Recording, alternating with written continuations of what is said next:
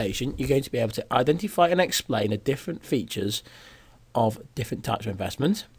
You're going to be able to assess the advantages and drawbacks of the different types of investment that exist. And you'll be able to evaluate the suitability of the different types of investments against the needs of the end user. And that is one of the critical aspects of the course. Let's start by looking at one of the more obvious packages that are sold by financial institutions, and that is an ISA. An ISA stands for an individual savings account. Now, an ISA is different from a standard savings account, as all of the interest that is acquired on an ISA is tax-free. Now, the government each year in its budget will set the limit for how much can be invested in an ISA. Now, the current limit for an ISA is £15,240 for the current financial year. That runs from April to April. Now, banks and building societies at the current time offer two types of ISA products. You've got a cash ISA and you have an investment ISA. Now, the cash ISA is deemed to be low risk as it tends to have instant access to your account, so your cash, and you take no charges, no fees for having that cash ISA. There are some cash ISAs though that do require you to lock in for a longer period, and in return you'll get a greater rate of interest. However, you can also take out something called an investment ISA. Now, that's higher risk because it tends to be invested in the stock market. So you're allowing the bank to invest your money on the stock market for you. Now, it tends to have a 5 to 10 year sort of yield where return comes from. But you will also be charged a management and admin fee for taking out the cash ISA.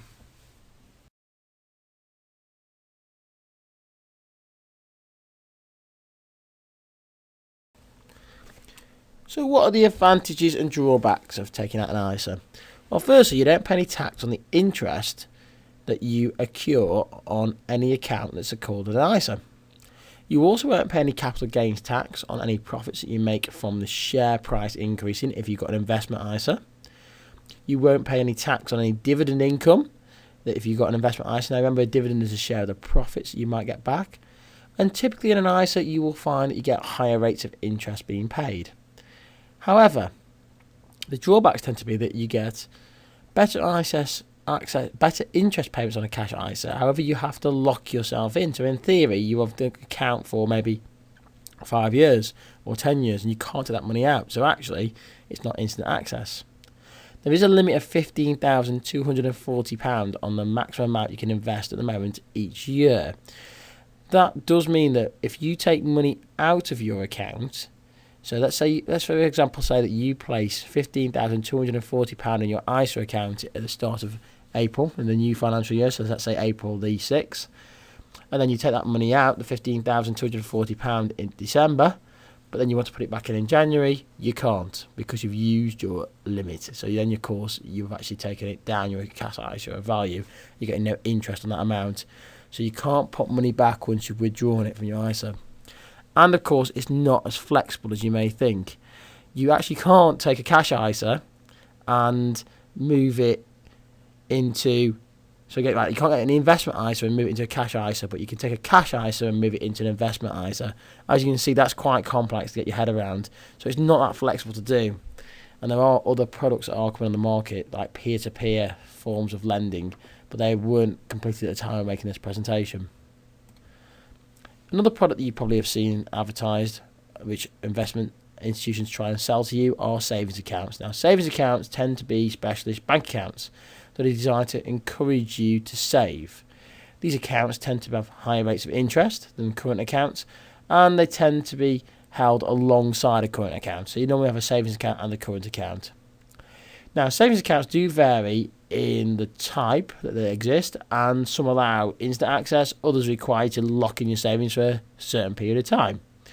What tends to be the case, and the same with an ISA, the longer that you are willing to lock your money into a savings account, the greater the rate of interest that you get back.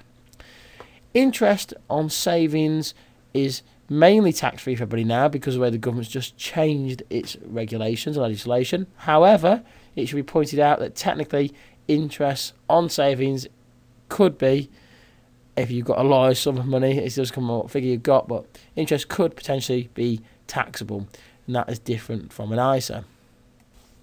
So what are the advantages and drawbacks of a savings account? Well, the main advantage tends to be that your money is safe and protected under government regulations, up to £75,000 per account.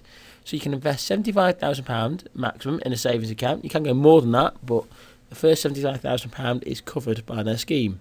So if the bank was to fail, then you will get your money back from the government scheme. Also, the money is definitely safer having it in a bank than having it kept in the mattress at home, so that's why you might want to put your money into a bank account. Competition also enables better rates and perks to be offered. So you tend to find that because it's a competitive market with banks, they're going to be offering you better rates of interest to try and get your custom. Having your money in a savings account tends to negate the impacts of inflation. So, for example, if inflation was at 1%, as long as you're getting 1% back in your interest, and you're trying to take into account and negate that impact of inflation and devaluation of your currency. And of course, money can be easily accessed and inputted and outputted basically, or withdrawn from your account typically, as long as you haven't locked yourself into an account. Of course, there are disadvantages.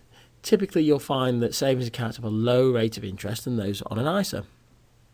The better rates tend to only be offered on these sort of accounts if you're willing to lock yourself in, so actually you don't get instant access to your savings.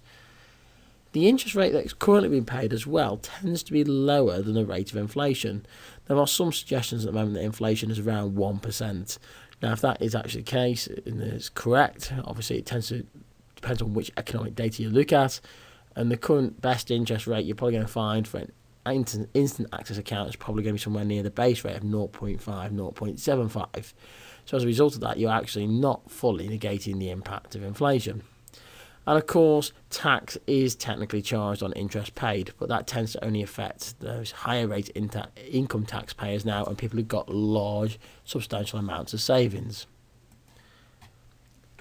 Another type of investment product you can purchase is something called a premium bond, and these are offered by NS&I, which stands for National Savings and Investment. Now, a premium bond effectively is something offered by the government effectively, and it's a nationalised product. Now, unlike a typical bond where if you invest, normally you're tied into it, and in premium bonds you can actually withdraw your money at any time and cash in your bonds. I like to think of a premium bond as being effectively like an investment lottery, because you don't actually ever lose. Now, I'll come back to why I say technically you do in a moment, because each bond that you buy has a unique number, just like a lottery ticket, and each month the machine, which is called Ernie, randomly picks bond numbers, and if your number comes up, you win a prize. Now, of course, each month one person will actually become a millionaire, and any prizes that you actually win are tax-free and you get to keep them all. So as a result of that, a premium bond is deemed to be a very low-risk investment because you can get all your money back and you can actually also win some money. But of course, if you don't win, then potentially you are losing, and that's because they take all of those sums of money that obviously have been invested in them bonds, and they can obviously get the interest on them. So all they're giving you in prizes, effectively, is the interest payments. So if you don't win, you're actually losing money. A friend of mine actually calculated that you need to be getting a return of roughly about 1% to be getting a good rate of return at the moment. I know my premium bonds that I've not done as well as that. I've only ever won twice in the 10 years that I've had them. So you could argue that I technically have lost out. However, there are plenty of people like my friend, for example, who has worked out that he's getting a return of about 1.5. So he's arguing that he's winning at the moment. But of course, that all does depend on how much you invest in a premium bond. So, the advantages and drawbacks. Typically, the advantages tend to be that you have the chance to win £1 million jackpot each month, and it's tax-free, and you can get your money back. Of course, another advantage is it's only a small amount you have to invest. You only have to invest £100 or more to buy your first set of bonds. It is 100% secure, so you get your money back, no problems. And it's a great way to have a tax-free money-making scheme, in fairness, an investment scheme. Of course, the drawbacks tend to be that if you want to have a regular income, well, you're not going to get that because it's luck of the lottery. You can't guarantee that you're going to win every month. You also, if you're looking for a guaranteed return, that's not going to happen. Again, you're not guaranteed a payment. You may not get a payment for years. Think of my example there, 10 years winning twice. So if I was relying on that, I wouldn't be doing very well at all. If you're concerned about inflation ebbing away at your savings, then typically you probably don't want to do this because, man, if you're not winning, you're not negating those facts of inflation. And of course, you can't actually buy them as a gift unless you basically related to that's your child, for example, you're the parent, or you're a great-grandchild, and they're really strict on this again. As my friend can obviously point out, he's been looking at himself and he couldn't do that. Now, there are different types of bonds, and another type of bond, effectively, is one that you can buy into a business. Now, there's also these things called gilts. Now, gilts tend to be government bonds. So gilts and bonds are a typical type of lending that happen over a fixed period of time in return for a fixed rate of interest. Now, the best way to explain this is to look at an example. So I have £10,000 that I want to invest. Now, the base rate of interest at the Bank of England to put it in a savings account would be 0.5%. But if I was to choose to buy a government gilt, they might give me 5% return. But of course, I've got to tie my money in for 10 years. So I will give the government my £10,000 and they will guarantee I get 5% back. Now, the game and the idea of the risk here is the fact that A, I'm tying up my money, but B, what will happen to the base rate of interest? I'm gambling on the fact that it will be lower than that 5%. So the government then will pay me effectively my gilt back in 10 years' time. So I get my £10,000 back, plus I get my 5% interest. And that's exactly how a gilt works or a bond works. Obviously, a bond tends to be in a company. A gilt tends to be in the government. Now, some investors like gilts because they tend to be really secure, because governments, of course, are not known for not paying back. Of course, if a government wasn't to pay back, though, potentially you could have a problem. And that's why you've got to factor that risk in. And especially in this modern climate, are government able to pay them back? Looking at the modern day gilt market at the moment, you can actually buy a gilt for a short-term one for an 8% yield in return, or you could buy a more longer-term one for 5%. So actually, typically between 4 and 5% you can get on a gilt if you want to invest your money for a fixed period of time. But remember, you don't get it back until it matures at the end of that period. So what are the advantages and drawbacks of bonds and gilts? Well, typically government gilts are seen as a safe option, and they're a sound investment because the government tends to always have the capital to make the repayments. Again, you've got to be careful though, because obviously in this current time, governments may start to print more money, as Bank of England is currently setting about that policy, and that does devalue currency and does cause issues for investors who are not too happy about that process taking place. If a government was to run out of capital for some reason, then you do run the risk of your bond, so your gilt in this case, not being paid on maturity. Again, exact same problem with a bond. If a company wasn't to have the money, it couldn't pay it back, so you wouldn't get your money back. Bonds and gilts also tend to have higher rates of return and interest payments, so that's actually one of the real benefits straight away, that you're getting more back. But of course, you have to tie your money up, and as a result of that, it's only released when the money actually matures. Another product you can buy is actually something called a pension. And you've probably heard this being talked about quite a lot in the news. Now, a pension is a savings scheme, effectively with the aim of cashing it in when you reach the retirement age. So when you get to your retirement age, you can actually cash in your pension. That will be set by the pension provider, at what age it can be cashed in, or what age your pension will mature is the key word they use in the financial markets. Now, the government has made it clear, basically effectively law now, that all employees have to offer what's called a workplace pension. Now, a workplace pension is a scheme where employers pay a percentage of their wages into the scheme, and hopefully, as a result of employees paying in that percentage of their wages, employer will also make a contribution. The amount of contribution they make depends on who you work for. Clearly, some really generous employers offer large contributions, but more typically, some make smaller ones. But it still is a contribution towards your pension. Now, your pension pot actually goes to what's called a fund manager. Now, a fund manager effectively invests your pot that you've got in the stock market. And what they're aiming to do effectively is try and make you more money, try to enhance that pension retirement pot that you've got.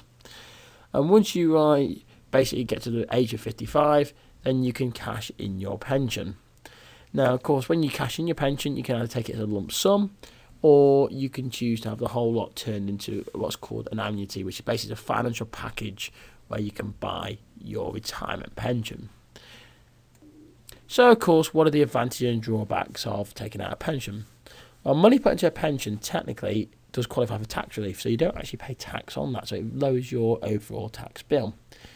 Employers will tend to top it up with the amount that you pay into your pension scheme, so they increase how much is going into your pension pot. And you should have the ability of a tax-free lump sum to be paid to you. And that actually is an option. You can actually have up to a quarter of your pension paid back to you tax-free. Of course, there are some drawbacks. Your pension typically is linked to the performance of the stock market. That's why people get jittery with investments. They do go for safe investments, but even the stock market fluctuating can have an impact. Money is typically tied up in these schemes and it can't be released until it's matured.